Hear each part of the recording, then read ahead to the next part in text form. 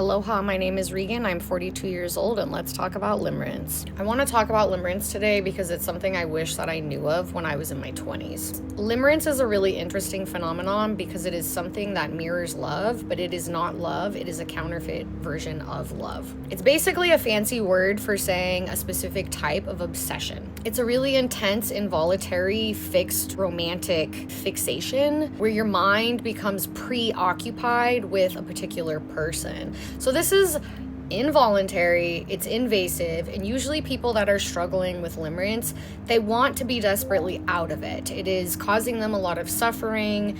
They will really like a person and they won't even know how to handle not being with that person. Now, when I was struggling with limerence, everything that I learned in therapy and from my own studies didn't really seem to help me that much. It was educational. I learned how limerence thrives on uncertainty, and I learned the cycle of attention, excitement, uncertainty, anxiety, more checking in, more texting, unless you're me, because I don't text more. I feel like that makes people look crazy. More thinking, and then maybe a tiny sign of attention, an enormous relief, and then excitement again. And then the cycle repeats. Attention, excitement, uncertainty, and so on. And it literally damages the biology of your brain. Now, limerence is not gender specific. It affects males and females alike. However, in my practice, I have noticed more women, particularly young women, but women of all ages, dealing with limerence. And I believe that this is because in our patriarchal society, women are taught to make relationships the center of their identity. They are taught this directly as well as indirectly through media, through movies, through entertainment, through music, through stories, through all representations, even advertisements, marketing of a woman's role. Girls are literally socialized to monitor relationships. Does he like me? What did he mean by that? So cultural messages can make being chosen by a romantic partner feel like evidence of one's worth. And especially women and men that were neglected, abandoned, rejected severely in childhood, they will struggle with limerence because they will not be able to correctly identify love. They will mistake this intense emotion as love and this intense longing. And why is that happening? It's because of mirroring.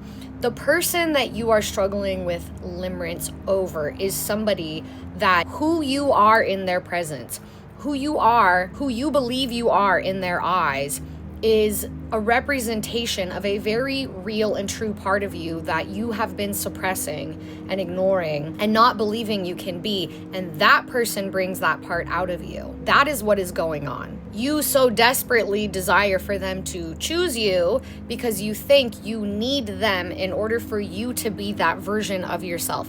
Baby dolls, no, you were always the one being that version of yourself within their presence. You don't need them to call that side of you out.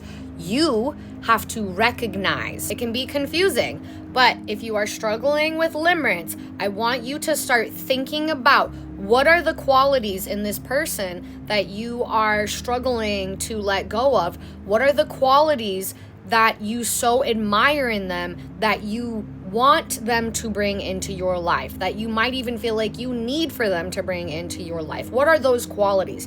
And then I want you to stop and think on yourself. Do you have those qualities? Are you implementing those qualities? Are you implementing them to the extent that the other person is? And if not, why? What is in your way? Do you believe you can do that without them? Now, if the answer is no, that is why you are struggling with limerence. If the answer is yes, start doing it.